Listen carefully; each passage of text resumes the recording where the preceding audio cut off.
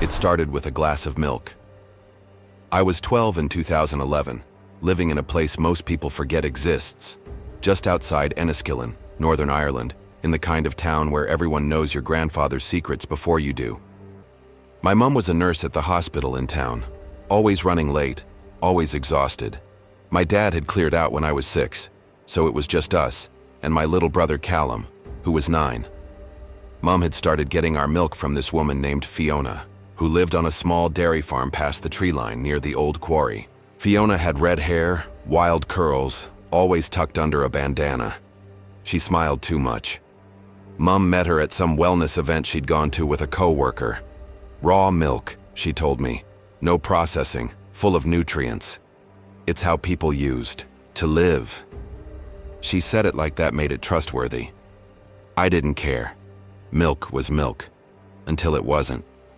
It took a few weeks before anything weird happened. The first time I noticed something off was when Callum threw up in his sleep. Like, violently. I woke up to him choking. His bed was soaked. Mum rushed him to A&E thinking it was food poisoning, but they couldn't figure it out. They sent him home with electrolytes and told us to keep an eye on him. Then 2 nights later, I had the dream. I don't even know how to explain it. It felt like I wasn't asleep, but I wasn't awake either. I saw this circle of children, all sitting on their knees, eyes closed. They were humming, mouths moving like they were praying. Then someone behind me, tall, impossibly tall, put their hand on my head and whispered, "Spill the milk, spill the sin." I woke up drenched in sweat, screaming. Mum said it was a night terror, said I was just reacting to Callum being sick. But I knew it wasn't normal. I'd never had dreams like that. Callum got worse. He stopped eating, then started talking to himself, whispering really. He kept looking at the corners of the room, nodding like someone was there. I asked him once who he was talking to and he said, "The girl in the white dress. She tells me secrets about the cows." That was when I stopped drinking the milk. Mum didn't listen at first. She thought I was being dramatic. "You just want Coke and crisps," she said. But I poured mine down the sink every time when she wasn't looking. A week later, I caught her staring at the wall in the kitchen, totally still. She held the milk bottle in her hand like it weighed 100 pounds. She said very slowly, "They're not wrong. The old ways were better." Then she blinked, looked at me like I'd just walked in, and asked if I wanted toast. I went to the school library the next day and tried to search stuff on raw milk, but the school filters were a joke. I found nothing about hallucinations, just a bunch of earthy blog posts and unpasteurized health rants. But one thing did catch my eye. A local Facebook group. The Milk Water Community.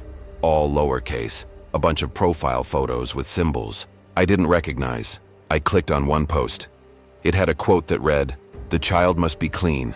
Milk first, then silence." I didn't know what it meant, but it chilled me to the bone. That same week, one of my classmates, Amy Nolan, collapsed during maths. She started convulsing, foaming at the mouth. She was rushed out. By the end of the day, 2 other students were missing. We were told they'd gone home sick. Nobody questioned it. I went to the only person I thought might believe me, Mr. Kelly, our history teacher. He was weird, yeah, but not like the others. He always carried around a journal, scribbled stuff in the middle of class. He looked at me hard when I told him about the milk, the dream, Callum's whispers. Then he pulled a paper from his desk drawer and handed it to me. It was a photocopy of a newspaper article from 1974. The headline read, "Local cult suspected. In child poisonings, charges dropped due to lack of evidence." Fiona's last name was in the article. He told me he'd been following them for years, that they used to be part of some fringe religious commune called the Waters of the First Sin. They believed children were polluted by modernity, and that cleansing them with raw, unfiltered milk prepared them for the shift, some kind of psychic awakening. I asked why no one stopped them. He said, "Because they don't kill, not in ways people understand. They change the mind." First, I ran home that day and poured every bottle of milk we had down the drain. That night, Fiona showed up at our door. I remember how Mum's face changed when she opened it. Her smile twitched like something pulled it from the inside. Fiona didn't. even greet us. She just stepped inside and said, "You haven't been drinking your share." I tried to block her from Callum's room, but Mum just moved me aside like I was made of feathers. Fiona walked in, closed the door behind her. I heard nothing, not even whispers, just silence. I don't remember how I found the courage, but I grabbed Mum's phone, dialed 999 and said, "There's a cult woman in our house poisoning my family." They thought I was prank calling and hung up. I didn't call back. Instead, I locked myself in the bathroom and read Callum's diary. He kept one, secretly. It wasn't a diary anymore. It was full of symbols, triangles, circles, milk jugs, cows with human hands, pages and pages of the same line. Milk, then silence. Milk, then silence. I waited until she left. Hours later, Fiona walked out like she had just dropped by for tea. Mum followed her to the porch, murmuring, "Thank you, sister." When she came back inside, she looked empty, like something had been scooped out and discarded. That was the last night I stayed in that house. I packed a bag, took Callum's diary, and biked to Mr. Kelly's flat. He took me in, no questions. The next day, we went to the police together. I showed them the diary, told them everything. They investigated, but not hard enough. They said the milk was clean. The hallucinations could have been from mold or environmental stress. But I wasn't alone. Turns out 5 other kids across the county had come forward. Some had run away. One was in a mental hospital. Mr. Kelly helped us organize a quiet expose. He knew a retired BBC journalist who still owed him a favor. Within a month, the story hit local papers. Raw milk cult accused of targeting children. Fiona disappeared. So did half her so-called farm. They left no trace. Just tire tracks leading into the trees and hundreds of empty glass bottles. Callum didn't recover quickly. It took nearly a year before he stopped whispering. Sometimes, even now, he wakes up with milk on his breath and no memory of drinking any. Mom had to be hospitalized for a while. She never really came back from it mentally. She lives in assisted care now, doesn't recognize me. Sometimes she whispers about cows. Sometimes she sings lullabies I never learned. Me, I don't drink milk. I haven't touched the stuff since. But sometimes, when I'm tired or alone or thinking about how things could have been different, I smell it. Warm, thick, like it's sitting on the stove waiting for someone to sip and forget. And in those moments, I swear I can still hear that voice. Spill the milk. Spill the sin. Story number 2. I was 21 when I took the job that changed my life. Back then, I was fresh out of uni, desperate for something, anything, that would pull me out of the gray weight I felt living with my mum in Auckland. When a volunteer, coordinator position opened up at a cultural retreat near Rotorua, I didn't hesitate. The pay was barely enough to cover transport, but they promised meals, accommodation, and a chance to live in harmony with nature. It sounded like a joke now, but back then, it felt like purpose. The place wasn't exactly a retreat in the traditional sense. It was a commune, dozens of us living together, farming, meditating, listening to endless talks about energy convergence and spiritual realignment. We lived near the geothermal fields outside Rotorua. The steam rising from the ground gave the place a constant sense of motion, like the earth was always breathing. They called themselves the Convergence. To outsiders, we were just eco-minded weirdos growing organic kale. But inside, there were rules, ceremonies, a hierarchy. And at the top of that hierarchy was a man named Elias. Elias didn't dress like a guru, no flowing robes or beads. He wore flannel shirts and spoke softly, always smiling, always warm. You'd never guess that people around him would change who they were, how they thought. That includes me. I'd never call it brainwashing, not at first. It started with little things, waking up at dawn for meditation, avoiding meat, limiting contact with the outside world. The world out there is broken, Elias said once, but here, we heal. There was a couple I met early on, Mark and Talia. They were around my age, both bright and gentle and hopelessly in love. They arrived just a few weeks after me, and we clicked instantly. We'd sneak off together sometimes, hike through the sulfuric hills and laugh at the more intense members of the group. If Elias tells me to bathe in lava, I might just do it, Talia once joked. We laughed then. I think about that laugh too often. The retreat had a calendar of events, seasonal ceremonies, silent days, even birth rituals, but none of it compared to the one they called the Hollow Wedding. It was only mentioned in whispers. We weren't allowed to ask questions. Elias said it was a rare rite of convergence and only performed when the soul bond is undeniable. 6 months in, Mark and Talia were chosen. It was announced during evening meditation. Elias stood before us, hands clasped, and said the alignment was complete. "The fire accepts their union," he said. Everyone cheered. Everyone but me. That night I went to their cabin, half joking, half worried. "You two getting the golden ticket?" I asked. Mark shrugged. He seemed calm. Talia wasn't. Her hands trembled as she packed a small bag. White clothes, ceremonial beads. "We're honored," she said, but I could hear something off in her voice. I knew her well enough by then. She was scared. I asked if they knew what the Hollow Wedding really was. They didn't answer. Mark looked down. Talia wouldn't meet my eyes. "They say it's just symbolic," she mumbled. "An offering of spirit." I didn't believe it, not after the things I'd seen. A few months earlier, a woman named Renata had disappeared. She was elderly, quiet, a long-timer. One morning she was just gone.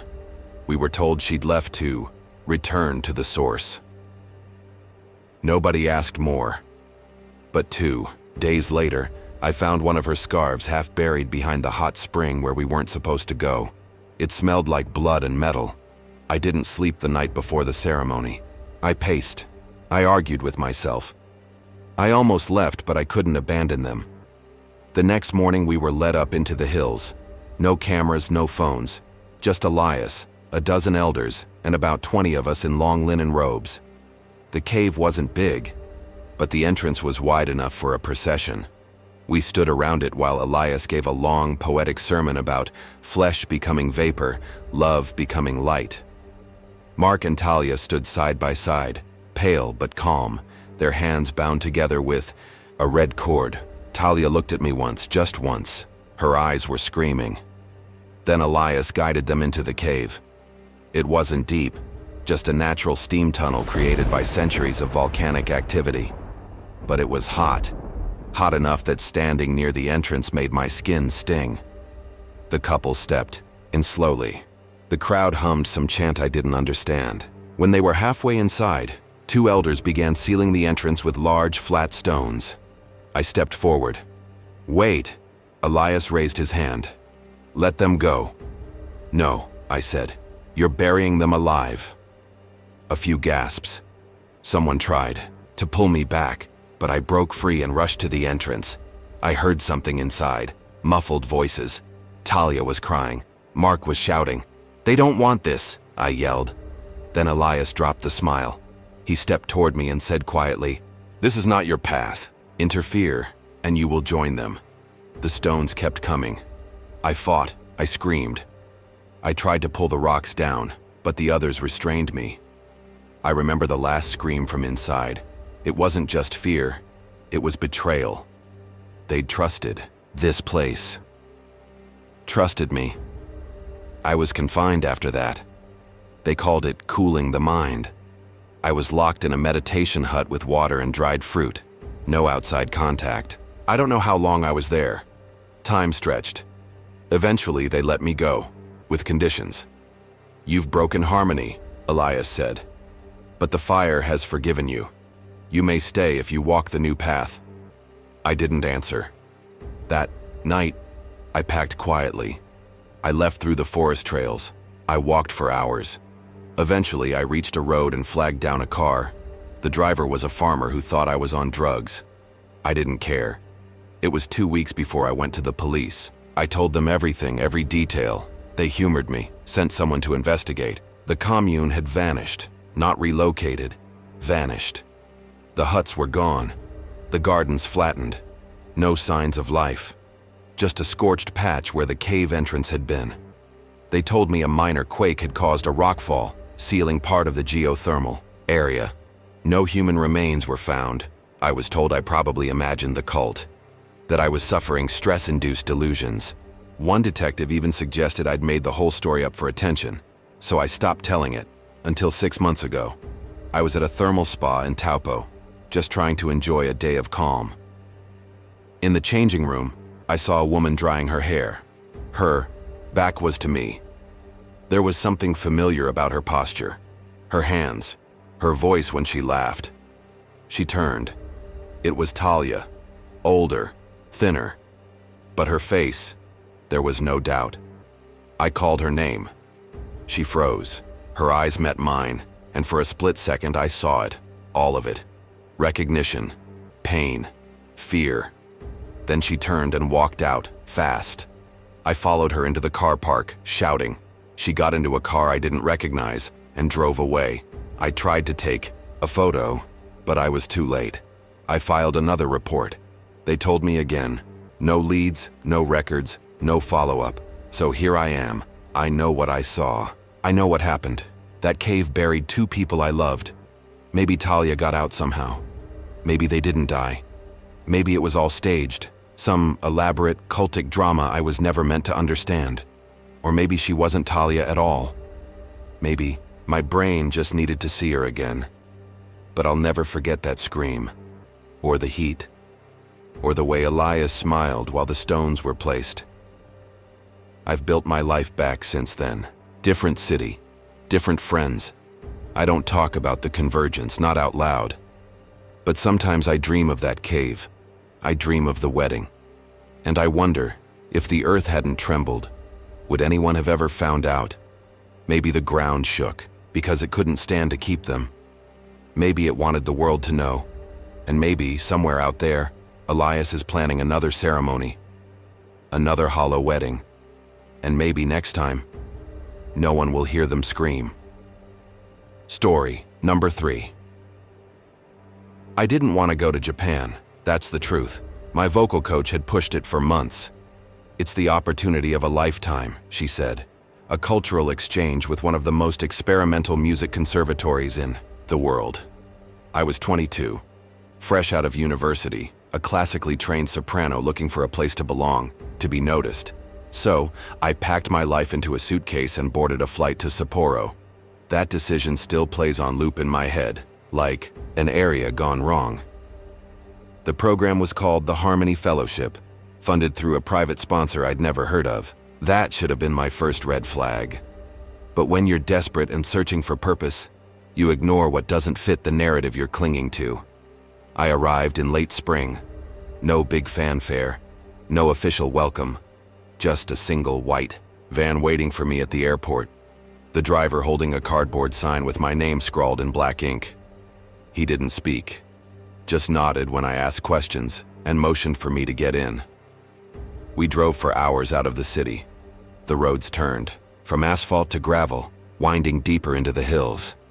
There were no buildings, no landmarks, just dense trees and silence. Eventually, the road ended at a compound, a cluster of dark wooden cabins and a large central hall. A woman met me outside the main building. She introduced herself as Cowori and said she was the lead vocal director. Her English was slow, careful, and oddly melodic, like every word was sung in her mind before spoken aloud. She placed a hand on my shoulder and said, "We do not sing to be heard. We sing to be emptied." At the time, it felt poetic. Now it feels like a warning I didn't understand. There were others there, maybe 15 students, mostly Japanese. One girl from Belgium, a guy from South Korea, another from Australia. But we rarely talked. The days were a haze of routine. Vocal drills from dawn until dusk. Strict silence outside of practice, and solitary meals eaten in a communal hall where no one dared speak above a whisper. Phones were taken on day 1. Disconnection breeds clarity, Cowori had said. Again, I chalked it up to discipline, artistic focus. All of it felt like part of some immersive, intense experience. I was wrong. The singing was like nothing I'd ever done. We weren't rehearsing compositions or working on technique. Instead, we were made to hold specific tones, long, droning vowels for hours. Sometimes in unison, sometimes dissonant, sometimes in silence, with our mouths open, but no sound allowed. They'd monitor our pitch with tuning forks and antique-looking devices I didn't recognize. We sang in freezing rooms. We sang in pitch darkness. We sang until we collapsed. I saw people faint, vomit, bleed from their noses. And every time someone faltered, Cowori would say, "The voice rejects impurity. That's all this is." About 2 weeks in, I started getting nosebleeds. My throat burned like it had been scraped raw. I tried to quit. I told Cowori I was sick. I needed to leave. She smiled with this unsettling calm and said, "You're close. The body breaks before the soul opens. You've already begun." The door to the outside was locked that night. After that, none of us left the compound. The windows were nailed shut. There were no more vans, no deliveries, just us. The first one to die was Hannah. She was a tiny girl, barely out of her teens, with a voice that could melt glass. One morning, she didn't come to breakfast. No one asked questions. But I looked for her. I knocked on her cabin door and eventually pushed it open. The room was empty, bed made, everything in place. But on the wall above her pillow was a strange symbol drawn in what looked like blood. A circle of jagged lines, like sound waves spiraling inward. That night, Cowori made us sing without stopping for nearly 6 hours. No breaks, no water. Just one long, escalating tone. People were crying. A few collapsed. When I blacked out, I was still singing.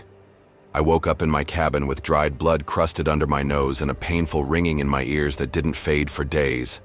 The others started disappearing after that, one by one, always quietly. No screaming, no struggle. Just gone. I asked the Belgian girl, Elise, if she'd seen anything. She shook her head but held my gaze like she wanted to say more. That night, I snuck out to her cabin. I found her on the floor, curled up, rocking.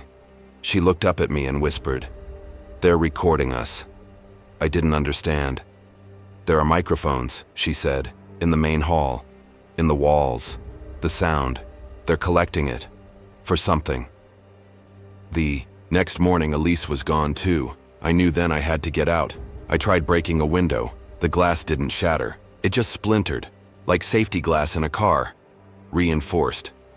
I thought about running through the woods, but we were too far from anything, and Cowori had guards. 2 silent men who never spoke, never reacted, always watching. Then, 3 nights later, they took me. I don't remember falling asleep. I just remember waking up strapped to a chair in a soundproof room, every surface padded and gray. There were no lights except a red bulb overhead. In front of me was a microphone, vintage-looking, like something from an old radio station. Cowori was behind the glass on the other side of the room. She raised a hand and said, "Now you'll sing yourself free." She pressed a button and a tone filled the room. Low, vibrating, wrong. It made my chest hurt. I screamed, but the sound was swallowed by the walls. Then a light came on behind me, revealing another person in the room. A girl. Her face was swollen, bloodied. I recognized her. It was Hannah, or what was left of her. She opened her mouth and began to sing. It wasn't music. It was pain made audible. Her voice cracked and wailed in frequencies I didn't think the human ear could process. And as she sang, the walls began to shake. My vision blurred. My teeth hurt. I realized then, this was the goal. This was what they'd been preparing us for. They believed certain voices, pushed to the edge of destruction, could create a bridge to something beyond, something they called the quiet plane. A place where sound and soul dissolved into one. Cowori's voice came through a speaker. "You must join her. If not, your silence will rot you." I sang. I didn't want to. I didn't believe. But I was afraid. And I sang. I don't remember the next hours clearly, only that the sound became a tunnel, and I felt like I was being pulled out of myself, like my thoughts were unspooling. I saw flashes, Other faces, other students, some still alive, some contorted mid-scream. Then darkness. When I woke up, I was in a hospital in Sapporo. A doctor told me I'd been found wandering near a highway, dehydrated and incoherent. He said I'd been missing for almost 3 months. My vocal cords were damaged.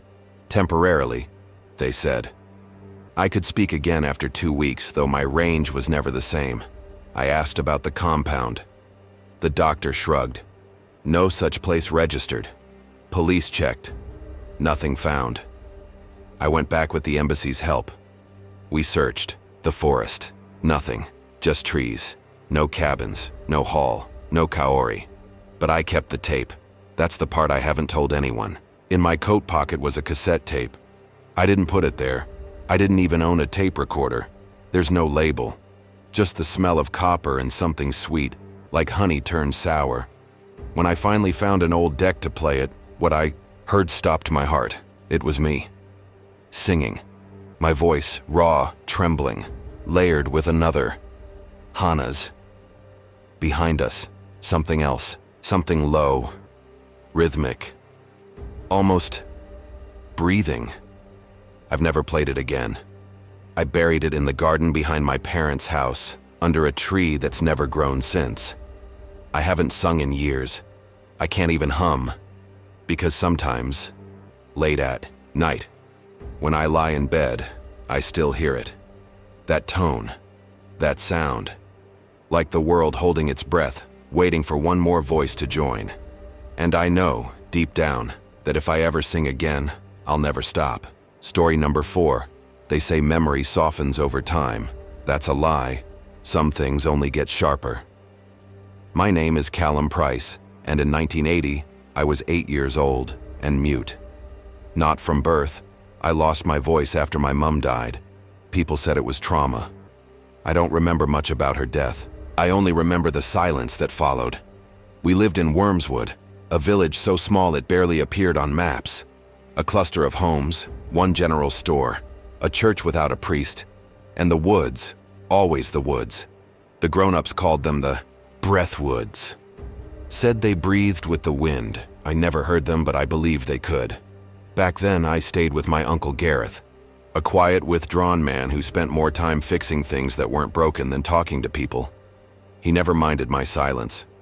Every morning, he gave me a boiled egg and a thumbs up. That was our thing. Children went missing that year. One by one. No screams, no signs. Gone. At first, people said it was wolves. Then they blamed gypsies or wanderers from the road. But no one ever really believed it. Not in Wormswood. We had something darker behind our doors, and we all knew it. Didn't go to school. I wandered. Uncle Gareth let me. Said the world outside had better teachers. I liked the woods. No one expected me to speak there. They listened. And sometimes, if I pressed my ear to the roots of certain trees, I swear I could hear a hum. Not a sound exactly, more like a pulse.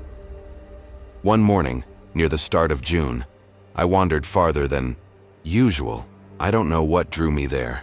Something subtle, like a tug at the base of the skull. I followed it past the usual paths, into a part of the forest I'd never seen before. That's when I found the symbol. It was carved into the bark of a massive tree, an eye with a teardrop and 3 roots curling beneath it. Someone had stuffed its hollow base with dried herbs and bones, small bones. I froze. I felt something. I didn't know the word back then, but now I'd call it recognition.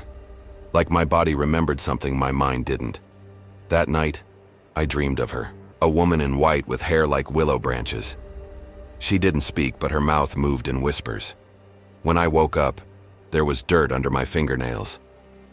The next day, I didn't tell Uncle Gareth. I didn't know how, and even if I did, what would I say? I think a tree spoke to me? He would have just handed me another egg and patted my shoulder. I went back. I kept going back. Every day after, like it was pulling me. And every day, I found more symbols. On rocks, on trees, even etched faintly into the surface of still water. Always that same eye, always near the thickest part of the forest, where the light seemed to bend wrong. One afternoon I found a door, not a wooden one, a hole in the earth, framed by roots and stones. It smelled like copper and wet leaves. There was a rope ladder, leading down and a candle still burning on the stone lip. I should have run, but I didn't. Something inside me stirred. A memory maybe, or a command. I descended. The ladder led to a chamber, natural and jagged, with symbols drawn in black soot along the walls.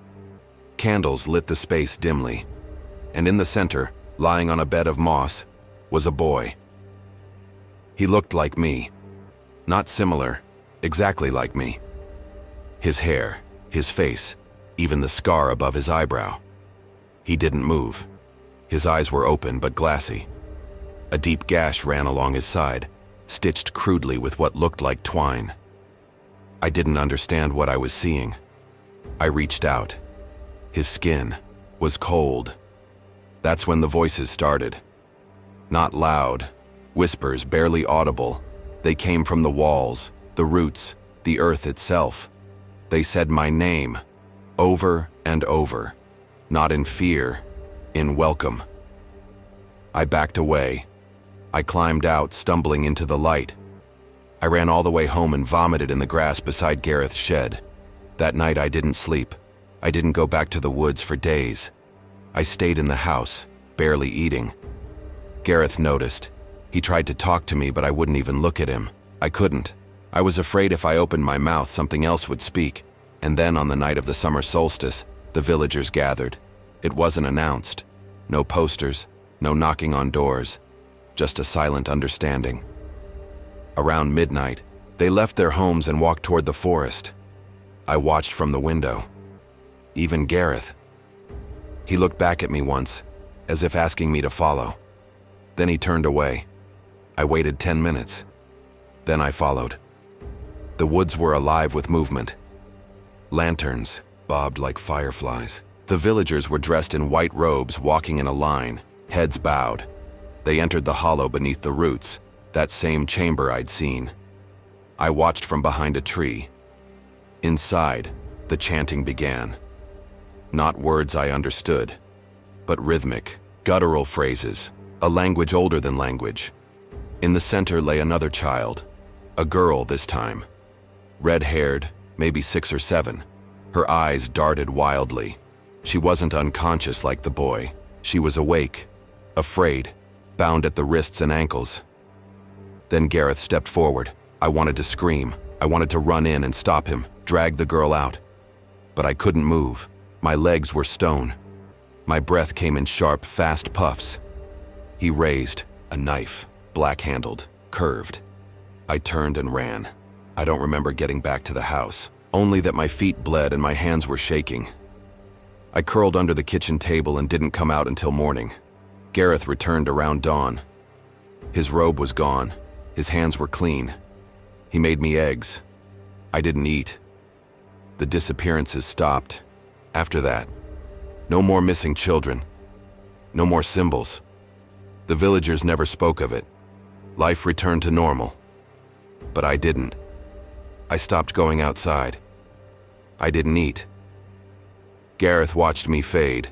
He tried. I know he did. But eventually he stopped, trying to. One night I heard him cry. I'd never heard him cry before. Months passed. Then a knock came at the door. Police. Someone had found a body, not in the woods, beneath the church. The foundations had collapsed, revealing a cavern filled with bones. Children's bones. Dozens of them. Some decades old. The news broke across the region. The police questioned everyone. Most claimed ignorance. Gareth was quiet. They searched the house. Found nothing. No one was arrested. But the town changed. People left. The church was torn down. The woods were fenced off. Still, nothing could erase what was buried there. I eventually found my voice again years later. It came back slowly, like water thawing from ice. I never told anyone what I saw, not until now. Uncle Gareth died in 1997. I went back to Wormswood for the funeral. The village was smaller, The house was exactly as I remembered. In the attic, I found a box. Inside, a white robe, a curved knife, a book filled with drawings of that symbol, the eye and the roots, and a note. It was addressed to me. I'm sorry. I thought I was saving us. I thought the earth needed purity. I was wrong. Forgive me if you can. You were never supposed to see it. There was no name, just the symbol, drawn in black ink. I burned it all. Every page, every thread. Watched it turn to ash in the backyard. But even now, sometimes at night, I hear whispers in the soil. My wife says it's the wind. My daughter says it's the pipes. But I know better. The woods remember, and they never forget their children.